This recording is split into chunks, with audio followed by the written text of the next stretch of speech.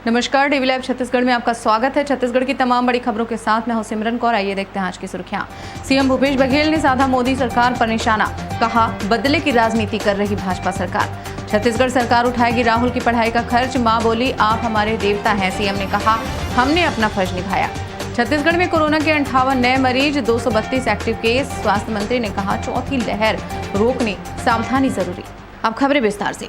मुख्यमंत्री भूपेश बघेल ने एक बार फिर केंद्र की मोदी सरकार पर निशाना साधा। उन्होंने कहा कि नेशनल हेराल्ड केस के नाम पर हमारे नेता और पार्टी को बदनाम किया जा रहा है। जिस तरह से छत्तीसगढ़ का राहुल साहू पोर के गड्ढे से बाहर आया है, वैसे ही हमारे नेता राहुल गांधी भी दमदारी से उभरेंगे। बिलासपुर जिले के लखीराम ऑडिटोरियम में मुख्यमंत्री ने कहा कि दिल्ली में पार्टी दफ्तर में घुसकर दिल्ली पुलिस ने जिस तरह से बर्बरता की, वह लोकतंत्र पर हमला है, लोकतंत्र की आवाज दबाने की कोशिश है। भाजपा सरकार केंद्रीय एजेंसियों का खुलेआम दुरुपयोग कर रही है।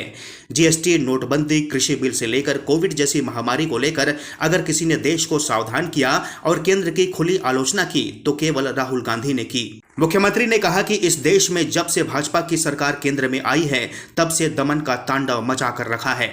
ऐसे में कोई नरेंद्र मोदी व अमित शाह की खुली आलोचना करता है तो वे केवल राहुल गांधी हैं। नेशनल हेराल्ड पर उन्होंने कहा कि ऐसा अखबार जिसने आज़ादी की लड़ाई में बढ़ चढ़कर हिस्सा लिया, उसके बचाव के लिए कांग्रेस आगे आई और विधिक ढंग से सहायता कर दी तो गलत कुछ नहीं था। 3 दिन से अनावश्यक पूछताछ के नाम पर राहुल गांधी को 10 से 12 घंटे तक परेशान किया जा रहा है। छत्तीसगढ़ के जांजगीर चांपा के पिहरीत गांव में 60 फीट गहरे बोरवेल में फंसे राहुल को सुरक्षित बाहर निकालने के बाद मुख्यमंत्री भूपेश बघेल उनसे मिलने अपोलो अस्पताल पहुंचे। मुख्यमंत्री को देखकर राहुल की मां गीता साहू भावुक हो गई और उनका पैर पकड़ते हुए बोली कि आप हमारे लिए देवता हैं।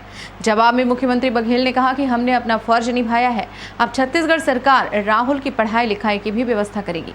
मुख्यमंत्री भूपेश बघेल ने राहुल की मां गीता साहू के सर पर हाथ फेरते हुए उन्हें सांत्वना दिया और धैर्य रखने के लिए शाबाशी भी दी। उन्होंने कहा कि रेस्क्यू टीम ने अपना काम बेहतरीन तरीके से किया। इस दौरान मुख्यमंत्री ने राहुल के स्वास्थ्य की भी जानकारी ली।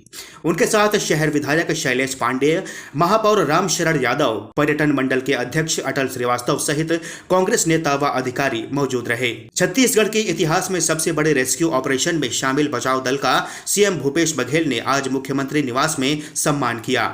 मुख्यमंत्री ने बचाव दल में शामिल सभी विभागों के अधिकारियों व कर्मचारियों को बधाई व शुभकामनाएं दी।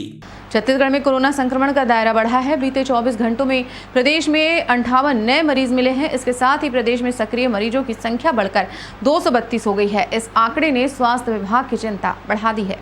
स्वास्थ्य मंत्री टीएस सिंहदेव ने कहा है कि कोरोना की चौथी लहर का खतरा टालने के लिए अत्यधिक सावधानी बरतने की जरूरत है। उन्होंने कहा कि हम सब पूरी सावधानी बरतते हुए आम स्थलों में शारीरिक दूरी एवं मास्क का उपयोग अवश्य करें। स्वास्थ्य विभाग की ओर से जारी बुलेटिन के मुताबिक प्रदेश भर में 4,909 सैंपल की जांच हुई। इनमें से 58 मरीजों की पहचान हुई। इनमें सबसे अधिक 19 मरीज अकेले रायपुर जिले में मिले हैं। अब रायपुर में संक्रमितों की संख्या बढ़कर 93 तक पहुंच गई है। देश में हर 10 साल पर होने वाली जनगणना 2022 में नहीं हो पाएगी। देश के रजिस्ट्रार जनरल कार्यालय ने प्रशासनिक सीमाओं को फ्रीज करने की समय सीमा 31 दिसंबर 2022 तक बढ़ा दी है। इससे पहले ये समय सीमा 30 जून थी। इसकी वजह से छत्तीसगढ़ सरकार को नए जिलों और तहसीलों की घोषणा को अमली जामा पहनाने का मौका मिल गया है। भारत के रजिस्ट्रार जनरल कार्यालय के जनगणना निदेशक ने राज्यों को जारी पत्र में लिखा है कि कोरोना महामारी के कारण मौजूदा परिस्थितियों में इसके फैलने का खतरा है। जनगणना नियम के मुताबिक प्रशासनिक इकाइयों की सीमाओं को जनगणना आयुक्त द्वारा सूचित तिथि से फ्रीज किया जाना होता है।